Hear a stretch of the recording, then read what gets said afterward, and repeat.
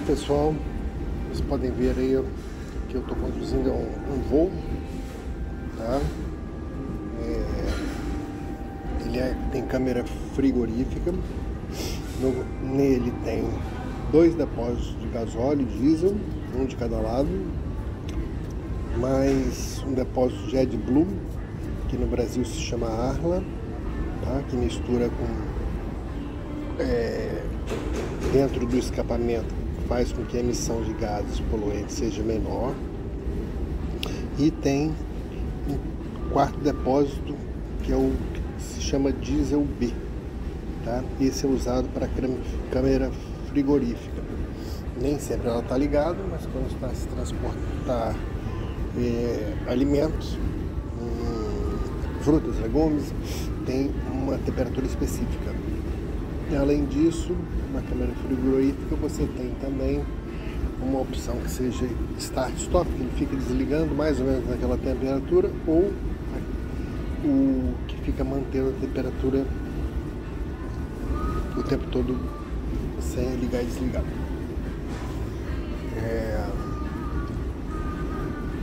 O caminhonista aqui tem que sempre subir de frente e descer de costa. Essa é a regra número 1 de segurança. Tá? E aí fica mais fácil e mais seguro. No processo de direção, o caminhão é muito confortável, tem suspensão a ar, e a suspensão a ar também está ligado ao banco do motorista e do carona. Ela alivia todo o impacto que se passa, para que o trabalho de horas não se fique tão árduo. É um caminhão muito gostoso de dirigir. Agora falando um pouquinho nos instrumentos de condução. Praticamente não se usa freio e acelerador, só em caso de emergência, o freio, e em caso de estar iniciando uma sequência aí se usa acelerador. O cruise control não funciona abaixo de 15 km por hora, e tudo isso é feito na mão, tá? Quando você vai fazer uma parada de emergência, você usa o retardo, que diminui as marchas, e parece que tem um processo eletromagnético também que segura o eixo, mas ele não freia as rodas, ele segura o eixo de tração. Então, em pontos molhados, aconselha-se a usar o retardo e dar um toquinho no freio, para que isso também faça com que as outras todas as rodas, tanto lá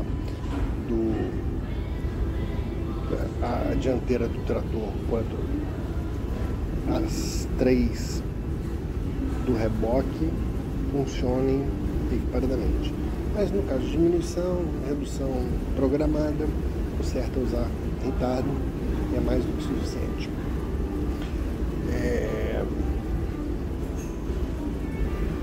O caminhão tem em cima cartão tacógrafo, insere-se o primeiro motorista e o segundo motorista, e o segundo motorista pode virar o primeiro. Tá? Isso é um processo normal. Cada motorista pode conduzir no máximo 4 horas e meia, tá? Mas no meu caso aqui, normalmente a gente faz uns turnos de 3 em 3 horas, vai trocando. Cada um não pode passar de 9 horas normalmente. Mais 2 vezes por semana pode-se fazer 10 horas no máximo. Lembrando que está sempre atento ao tempo de condução, porque nem sempre vai conseguir se parar em qualquer lugar para fazer a troca de cartão, troca de motorista, ou fazer a pausa, porque é um problema muito sério aqui, os parques. Os parques são muito cheios. Voltando ainda, a soma das duas conduções, mais descarga, carga, o trabalho que seja feito, é feito com o cartão, portanto, existe uma amplitude de no máximo 21 horas. Quer dizer, após 21 horas, a conduzir 2 motoristas, tem que se parar e fazer uma pausa mínima de 9 horas.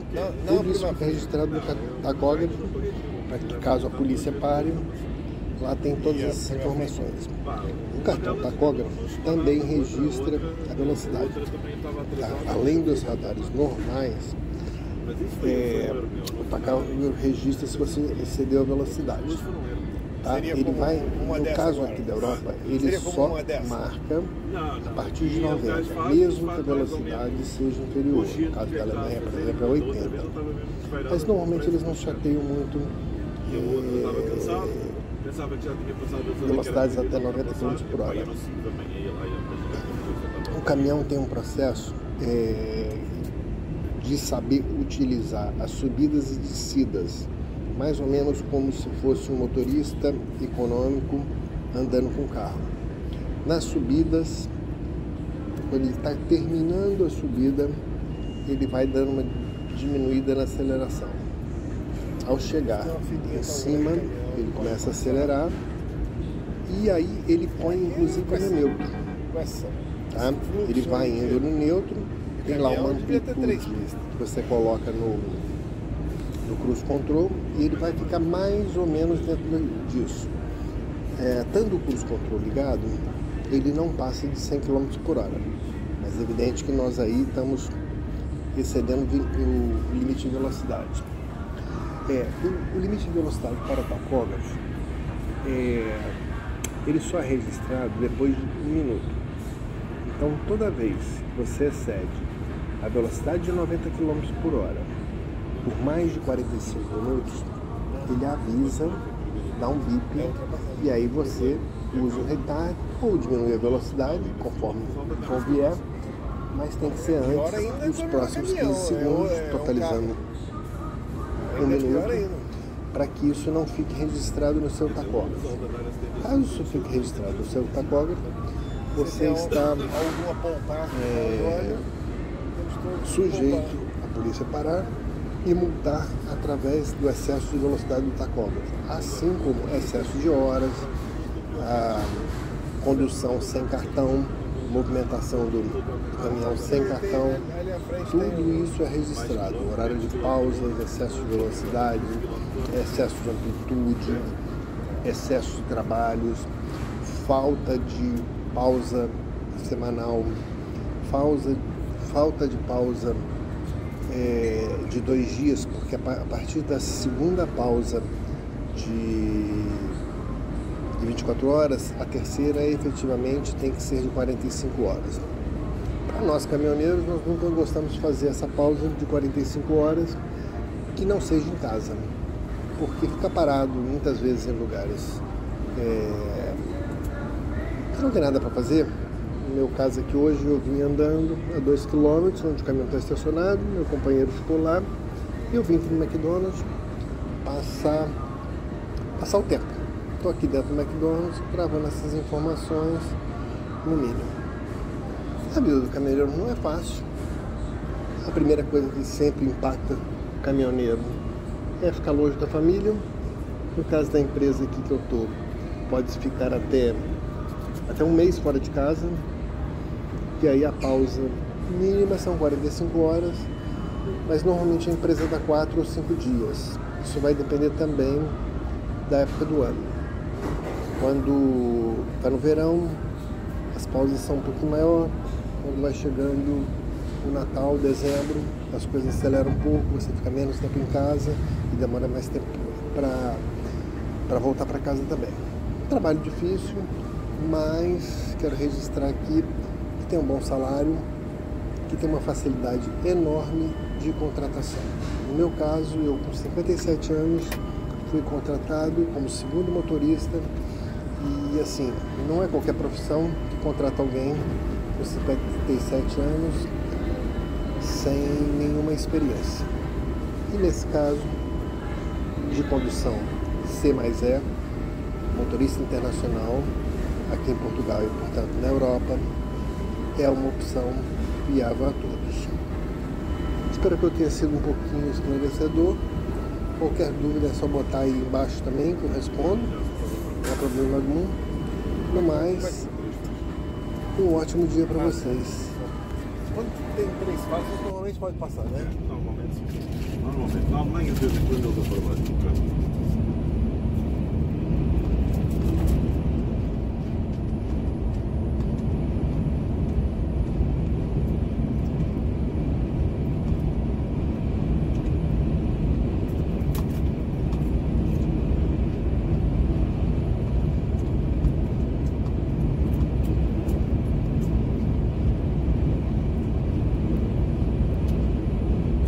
é mais irritante, aqueles gajos quando chegam aqui a esta zona, lembram-se já não precisam de pagar gasóleo. Começam a acelerar com os partidos.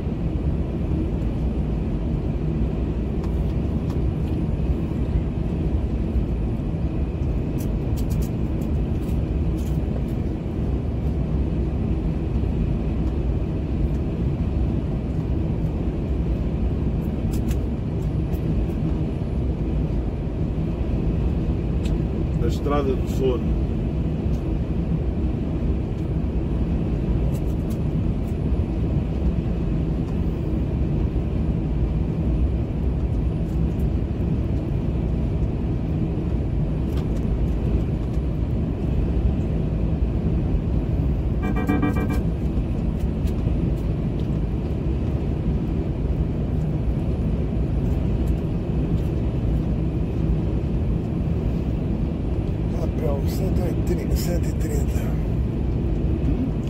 Rapel 130. Ali eu acho que na Europa 130 é só aqui e na Espanha, né? Espanha 130, acho. Eu acho que tem algumas lá que são 130, mas não tenho certeza. E na Alemanha, né? Que não tem limite. Em alguns sítios, né?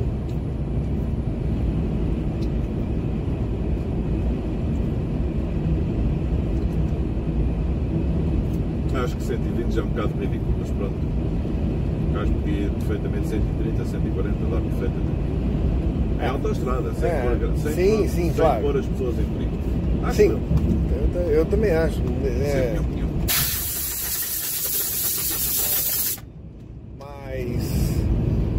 Bom, depende do trecho também, né? Esse trecho aqui, por exemplo.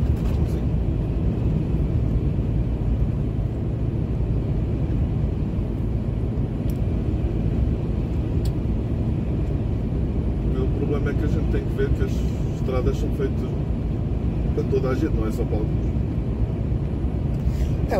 Os carros evoluíram muito, né? Na época que eu comecei a dirigir, os carros andavam 80, 90. Se desse 100, ele já ficava instável. Era 120 e os carros não custavam para nada. Agora continua 120 e os carros são muito melhores. São. Bom, também tem uma coisa, né? A minha época, não sei do Miguel, não havia controle de velocidade algum. Você andava na velocidade que queria. Havia, mas não era assim tanto. Tinha uma época que para mim não tinha, não. Não, e também houve uma altura que também não tinha. Ele havia, mas não tinha. Era sempre a rasgar. Por acaso nunca fui apanhado, mas... Eu viajava muito do Rio, Belo Horizonte, que, como eu lhe falei, eu ficava metade da minha vida foi no Belo Horizonte, metade no Rio. Meu pai sempre ficou no Rio e minha mãe em Belo Horizonte. E eu fazia esse trecho, conheço cada curva desse trecho, dessa estrada. E teve uma vez, que era um 25 de dezembro, eu fui com a minha esposa